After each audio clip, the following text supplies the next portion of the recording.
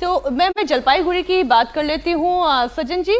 2024 का तो ट्रेंड ये बता रहा है कि ये बीजेपी की तरफ इंक्लाइन होने लगा यहाँ का मतदाता यहाँ पे, क्योंकि यहाँ पे भगवा कलर दिखाई दे रहा है। जी देखिए, ये जो 4 जिले हैं, दार्जिलिंग, जलपाईगुड़ी, अलीपुरद्वार और कूच बिहार, तो कूच बिहार में जो 2 सीटों की बात हुई, 2-3 की छोड़ दें तो यहाँ पे लगभग बीजेपी की तरफ से सेंटिमेंट आज नहीं, बहुत पहले से। दार्जिलिंग लोकसभा की सीट आप याद कीजिए, जब अटल जी थे उस समय से बीजेपी जीतती थी, तो वो एक सेंटिमेंट भी है। वहाँ की डेमोग्राफी बड़ी मिक्स्ड है, वहाँ पे गोरखा भी हैं दार्जिलिंग की तरफ, उसके अलावा जो हिंदी भाषी हैं, बिजनेस कम्युनिटी के बहुत सारे लोग हैं, बंगाली हैं, जो साउथ बंगाल से अलग उनकी साइकोलॉजी, और बीजेपी और संघ का वहाँ पे काम भी रहा है उत्तर बंगाल में।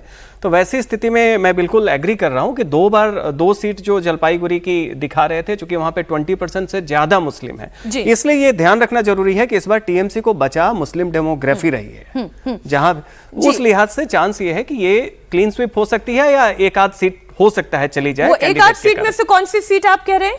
एक सीट राजगंज की? राजगंज की सबसे ज्यादा संभावना है।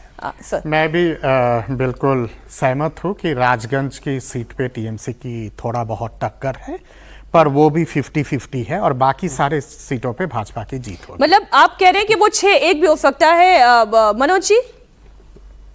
टक्कर है, लेकिन जो एज मिल रहा है उसमें बीजेपी को मिल रहा है।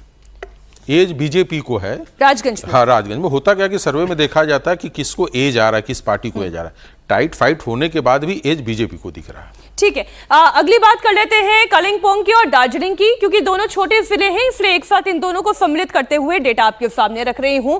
अब यहाँ पे तो सब भगवा ही भगवा दिखाई दे रहा है। कालिंपोंग की आप बात करें, दार्जिलिंग, कुर्सियांग, मातीगाड़ा, नक्सलबाड़ी, सिलीगुड़ी और इसके अलावा फानसिडेवा, ये वो सीटें हैं जहां पर पिछली बार भी बीजेपी ने जीत दर्ज की। इस बार भी बीजेपी जीत दर्ज कर सकती है। यहां पे मुझे नहीं लगता कि किसी में भी 2 राय होगी। घोष आपसे शुरू करते हुए। सारे सीटें भाजपा जीतेगी। हाँ, आप जो बात कर रहे हैं एकदम सही है, क्योंकि ये जो डाबग्राम फुलबाड़ी सीट है ना, यहाँ पर टीएमसी के बहुत बड़े नेता गौतम देव वहाँ से कॉन्टेस्ट करते थे। तो लास्ट बार वो शिखादी से हार गए, शिखा चटर्जी से हार गए, और इस बार उनके हिम्मत नहीं हुई डाबग्राम फुलबाड़ी से वो फाइट करे। वो चले गए सिलीगुड़ी लड़ने के लिए, लेकिन वहाँ पर भी शंकर घोष जी है, तो वहाँ पर भी उसका नहीं होगा। ये जो 6 सीट्स है कालिम्पोंग, जो 2021 में GJM गोरखा जनमुक्ति मोर्चा का जो फ्रैगमेंट टीएमसी के साथ था, उनके पास गए थे, बट वो इलेक्शन छोड़ के बाकी 2019 पकड़ लीजिए, 24 पकड़ लीजिए, सारे जगह में कि वहाँ पर बीजेपी का ही लीड है। और एसआईआर के बाद जो भी डेटा क्लीन अप हुआ है उसमें तो मार्जिन और भी बढ़ते हुए दिख रहा था। एक ही यहाँ पर टेंशन का बात था कि गोरखा वोट जो है वो वोट फिसल ना जाए, क्योंकि उन लोगों का नाम थोड़ा बहुत एसआईआर में निकल गया। बट जब अमित शाह जी ने आया और ये बोल दिया कि भाई इलेक्शन हो जाने दो, आप एक लोग भी जो इंडियन हो उसका नाम वोटर लिस्ट से नहीं निकलेंगे, तो उसके बाद दार्जिलिंग और कालिम्पोंग का जो 6 सीट्स है वो डन एंड डस्टेड। वहाँ पर आंख बंद करके कोई भी जीत सकता है, उसमें भाजपा के अलावा कोई नहीं। सर डन एंड डस्टेड है, तो इसे यहाँ स्टूडियो में भी डन एंड डस्टेड कर देती हूँ, क्योंकि ये वो क्षेत्र है जिससे लेकर ना सज्जन जी, ना दत्ता जी और ना मनोज जी को कोई 2 राय होगी। आगे नॉर्थ दिनाजपुर की बात कर लेते हैं। नॉर्थ दिनाजपुर की 9 विधानसभा सीटों पर बात करें तो 2021 विधानसभा चुनाव में यहाँ पर टीएमसी हावी रही थी।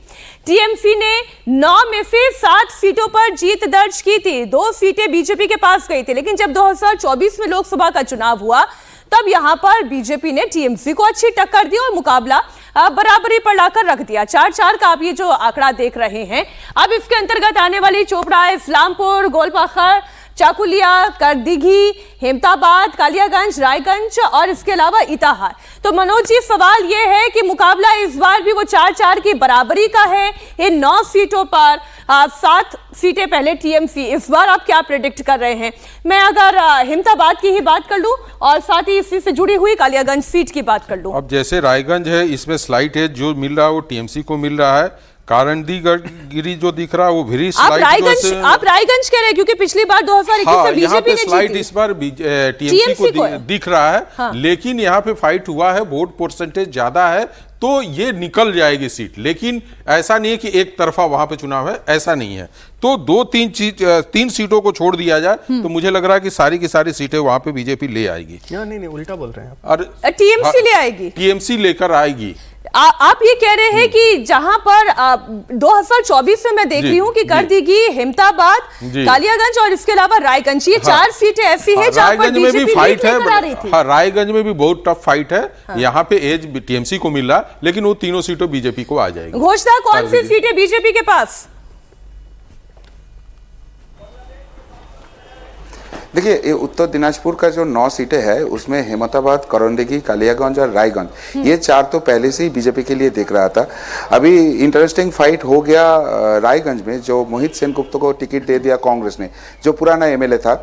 तो अभी वहां पर जो वोट ये मोहित सेनगुप्ता जी काटेंगे, वो टीएमसी का वोट काटेंगे, तो इसलिए रायगंज का सीट और भी सेफ हो गया बीजेपी के लिए।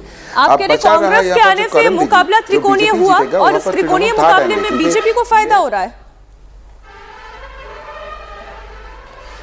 हाँ, और करंदगी में जो होगा लेफ्ट के साथ भाजपा का फाइट रहेगा, वहां पर टीएमसी थर्ड आने वाला है।